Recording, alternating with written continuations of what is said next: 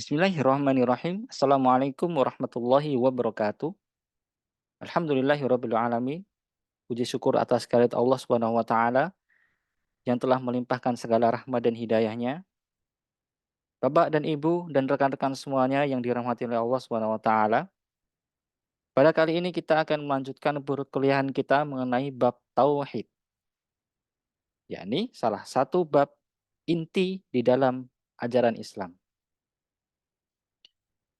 Tauhid ini adalah salah satu tema sentral yang disampaikan oleh Nabi kita, Nabi Muhammad Sallallahu Alaihi Wasallam, di dalam periode pertamanya melakukan dakwah Islam. Nabi Muhammad Sallallahu Alaihi Wasallam mendakwahkan kalimat tauhid dan ketika itu mendapatkan penolakan yang sangat keras oleh kaum Quraisy atau kaum-kaum di era jahiliyah. Karena zaman dahulu di sekitar Ka'bah terdapat banyak sekali berhala-berhala yang dituhankan.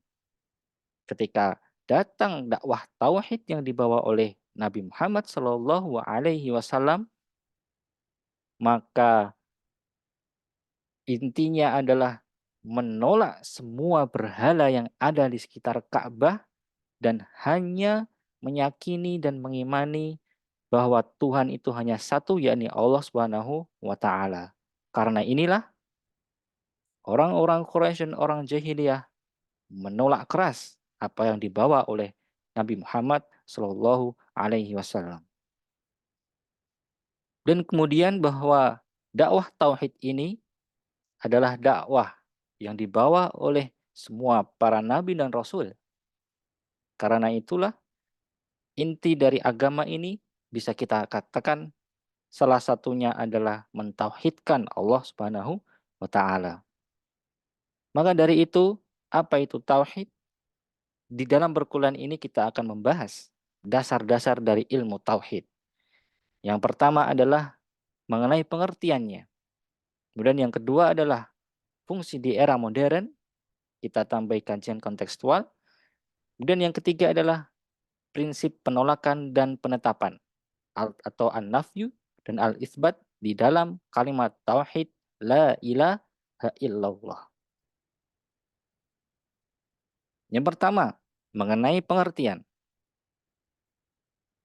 Seperti biasa kita mulai pengertian dari secara etimologi atau secara bahasa. Bahwa tauhid secara bahasa Arab merupakan bentuk masdar dari fi'il wahada yuwahidu tauhidan dengan huruf ha ditasydid. Ini menandakan bahwa ada sebuah penegasan di situ, di mana artinya menjadikan sesuatu satu saja. Kemudian secara terminologi bisa kita simpulkan bahwa tauhid adalah keyakinan tidak ada sekutu baginya, baik zat, sifat, maupun perbuatannya. Semata-mata ikhlas beribadah kepadanya, menetapkan baginya dari nama dan sifat-sifatnya, dan menyucikannya dari kekurangan dan cacat. Jadi inti dari tauhid ini adalah mengesahkan Allah Subhanahu wa taala. Menganggap bahwa Allah lah satu-satunya zat yang berhak kita sembah. Selain Allah, maka tidak boleh kita sembah. Kemudian yang kedua, mengenai fungsi tauhid di era modern. Yang pertama adalah sebagai kerangka fikir atau akidah fikriyah. Karena di zaman modern ini, di dalam kehidupan manusia terus-terusan berkembang dengan cepat. Dan salah satunya yang mempengaruhi kebudayaan manusia adalah teknologi, sains dan teknologi. Sains teknologi dibangun dari sebuah metodologi ilmiah, maka dari itu tauhid perlu kita tegaskan bahwa pemahaman sentral mentauhidkan Allah, mengesahkan Allah menjadi kerangka fikir atau akidah fikriyah.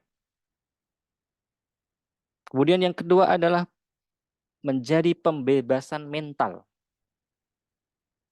Karena ada orang yang takut dengan sesuatu selain Allah Subhanahu wa taala, seperti takut setan atau tahayul-tahayul yang lainnya. Dan yang ketiga adalah fondasi iman dan kebahagiaan. Islam, agama damai yang memberikan keselamatan. Dan inti dari agama ini adalah mentauhidkan Allah Subhanahu wa taala. Ketika kita memiliki tauhid yang kuat, maka di situ adalah fondasi iman kita kuat dan insya Allah kebahagiaan atau happiness itu akan kita bisa raih.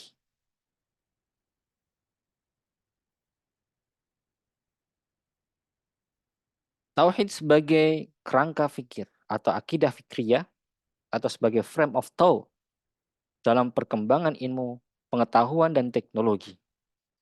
Maksudnya, ialah bahwa tauhid menjadi kerangka pemikiran dalam menemukan hakikat kebenaran mengenai segala yang ada di alam semesta ini pada seginya yang abstrak, potensial, maupun yang konkret. Sehingga manusia tidak melampaui batas dalam pemahaman suatu keilmuan yang membuat dirinya lalai dan merasa benar, sehingga akhirnya membawa mereka kepada kesombongan yang pasti berakhir dengan kehancuran. Ini adalah persoalan modern di mana muncul sekelompok orang yang mentuhankan sains atau biasa disebut dengan saintisme. Mereka mengatakan bahwa semua yang ada di alam ini bisa dijelaskan dengan rumus matematika. Alam adalah mesin besar. Kemudian ketika ada sesuatu masalah ataupun sesuatu persoalan kesehatan mungkin, itu bisa diselesaikan dengan ilmu pengetahuan dan teknologi. Tidak melibatkan bahwa semua ini adalah ciptaan Allah, semua ini terjadi ada unsur di mana Allah lah yang menghendakinya terjadi. Nah, disinilah pentingnya tauhid menjadi frame of thought. Kemudian yang kedua adalah pembebasan mental. Ya, membebaskan manusia dari perbudakan mental dan penyembahan kepada semua makhluk selain Allah. Ya. Sampai sekarang masih banyak manusia, termasuk umat Muslim, yang cenderung mengikuti tradisi dan keyakinan nenek moyangnya. Tidak hanya itu, mereka juga banyak yang menyerah dan tunduk begitu saja kepada para pemimpin mereka. Dengan tauhid, seseorang itu akan memiliki mental yang kuat, menjunjung tinggi kemanusiaan ataupun kebenaran, tidak takut, sehingga banyak sekali kaum muslimin ketika dia memiliki tauhid yang kuat, maka dia memiliki daya juang yang kuat juga. Karena tauhid membebaskan manusia dari belenggu perbudakan mental dan penyembahan selain Allah Subhanahu wa taala. Yang ketiga, fondasi iman dan kebahagiaan. Sebagai fondasi keimanan yang juga menjamin kebahagiaan dan kesejahteraan hidup seluruh umat manusia. Ketika seluruh ajaran-ajarannya dilaksanakan secara konsisten. Dengan menjadikan tauhid sebagai pegangan dalam hidup, serta merealisasikan perintah yang ada, maka akan terwujud suatu kebahagiaan serta kedamaian hidup yang tak terhingga. Karena telah ditancapkan dalam hati bahwa tidak ada yang memiliki kekuatan maupun kekuasaan selain ilahi Rabbi. Insya Allah ketika seseorang itu memiliki iman, memiliki tauhid yang kuat, maka orang itu adalah orang yang bahagia. Orang yang bahagia. Karena ketika kita menyandarkan sesuatu itu selain Allah, kita berharap lebih kepada manusia, maka orang bijak mengatakan, janganlah kita bersandar kepada manusia, karena kita akan mendapatkan kekecewaan. Betul atau betul? Betul. Ketika kita menyandarkan sesuatu selain kepada Allah Subhanahu wa taala, yang kita dapatkan adalah kekecewaan. Dari sinilah kalau kita berbicara kebahagiaan pun banyak sekali para pemikir bahkan sejak Yunani, Aristoteles, Plato dan lain sebagainya membicarakan tentang kebahagiaan. Namun di dalam Islam, kebahagiaan itu ada di dalam diri manusia, ada di dalam hati. Begitu juga ini yang disampaikan oleh Hamka di dalam karya-karyanya. Salah satunya karya yang terkenal adalah Tasawuf Modern. Hamka menyimpulkan bahwa bahagia itu dimulai dari diri sendiri.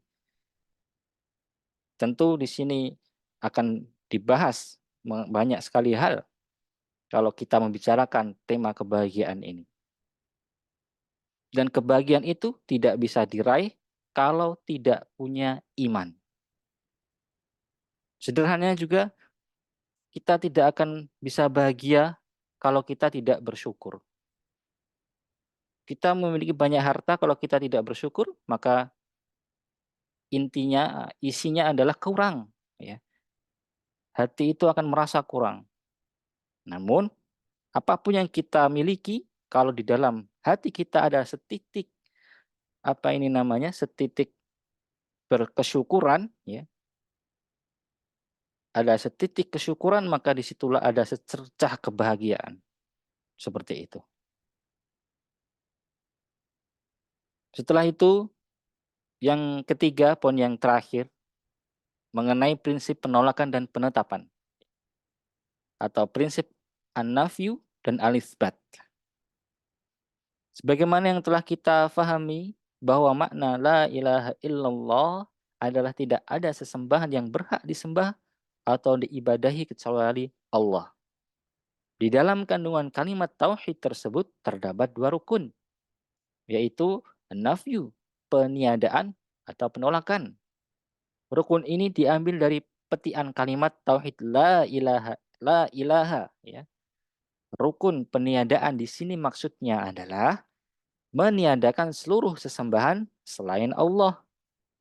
Yang kedua, menolak mempersembahkan ibadah kepada selain Allah. Dari kata la ilaha itu ada rukun peniadaan. Ya. La ilaha ada rukun peniadaan atau penolakan atau yang disebut juga an-nafyu. Kata selanjutnya yakni illallah, terdapat rukun yang kedua yakni rukun al-itsbat, rukun penetapan. Rukun ini diambil dari petian kalimat tauhid illallah. Rukun penetapan di sini maksudnya menetapkan satu-satunya sesembahan yang benar adalah Allah Ta'ala. Dan yang kedua, menetapkan bahwa peribadatan hanya ditujukan kepada Allah saja. Kalau kita analogikan dengan kita miliki sebuah benda untuk kita memahami dari rukun penyediaan dan penetapan, betapa luar biasanya kalimat ini, ya. Kita bisa katakan misalnya, saya memiliki handphone. Ketika saya mengatakan saya memiliki handphone, maka masih ada kemungkinan selain handphone ini saya masih punya handphone-handphone yang lainnya. Kalau misalnya kata-katanya hanya sekedar saya memiliki handphone atau saya memiliki Tuhan yakni Allah begitu. Maka di situ masih ada potensi ada Tuhan yang lainnya. Sebagaimana kalau saya bilang saya punya handphone, ada potensi saya memiliki handphone yang lainnya. Berbeda ketika struktur kalimatnya seperti kalimat tauhid ini. Misalnya didahului dengan peniadaan. Contohnya, saya tidak punya handphone. Kemudian rukun yang kedua, penetapan. Kecuali ini. Nah, maka handphone yang saya miliki hanya satu ini saja. Karena kalimatnya, saya tidak punya handphone kecuali ini. Nah, maka handphone saya hanya satu. Nah, seperti itulah makna dari peniadaan dan penolakan. Makna dari kalimat tauhid, la ilah, saya tidak punya Tuhan selain Allah. Maka Tuhan kita hanya satu, yakni Allah Subhanahu wa taala. Nah, inilah yang disebut dengan tauhid, pengesakan Allah. An-nafyu An-nafyu saja bukan tauhid dan al-itsbat saja bukan tauhid. Karena tauhid adalah an-nafyu dan al-itsbat. Adanya penolakan dan penetapan, ya. Sudah seharusnya lah dalam mendidik umat Islam ini dengan pendidikan an-nafyu dan al-itsbat sekaligus, yaitu dengan penolakan, berlepas diri, benci karena Allah, membenci kesyirikan dan kekafiran serta pelakunya, juga menyatakan kekafiran orang yang dikafirkan Allah dalam Al-Quran dan As-Sunnah. Tapi tanpa berlebihan ataupun mengurangi dari batasan yang telah disebutkan dalam Al-Quran dan As-Sunnah. Demikian pula mendidik masyarakat dengan al-itsbat, al-wala, cinta Allah, cinta karena Allah, dan cinta kepada tauhid dan ahli tauhid. Di sini disebutkan adanya kita menegaskan adanya kesyirikan dan kekafiran. Kesyirikan jelas yakni menyekutukan Allah Subhanahu wa taala. Adapun makna kafir di dalam Islam hakikatnya makna kafir adalah istilah bagi seseorang yang tidak berislam, tidak mentauhidkan Allah, dan kata kafir ini tidak ada unsur merendahkan orang.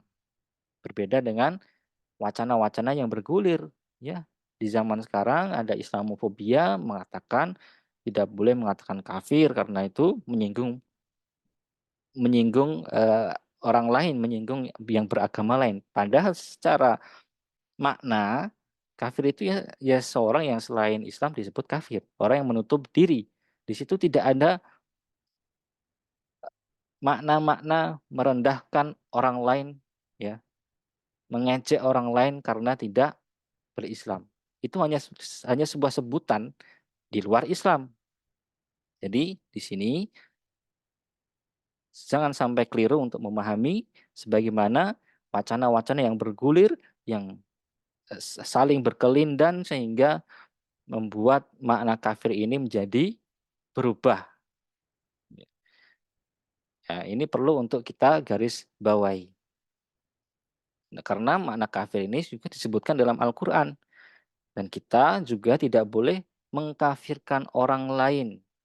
Karena kalau kita mengkafirkan orang lain, kita akan dituntut di akhirat. Kenapa kamu menganggap orang ini kafir? Apa buktinya? Kafir ada, disebutkan di dalam Al-Quran dan Sunnah, tapi kita tidak boleh semena-mena mengkafirkan orang. Nah, itu juga ada kaidahnya. Nah, ini kalau kita membahas persoalan ini sebenarnya penting karena menyangkut isu-isu yang berjalan. Dan isu-isu yang berjalan ini perlu untuk kita luruskan seperti itu. Nah, di dalam syarat kalimat tauhid, ya, di sini ada rincian-rincian yang merupakan sebuah ilmu yang sangat luar biasa. Yang pertama, kita bisa menyebutkan syarat kalimat tauhid yang pertama adalah al-ilm. Al-ilmu. Nah, al-ilmu ini meniadakan atau menafikan al-jahil atau kebodohan. Ketika kita orang berilmu, maka dia menafikan sebuah kebodohan. Yang kedua, yakin, al-yakin, ya. Kalau di dalam hati kita sudah muncul yakin, maka dia meniadakan keraguan.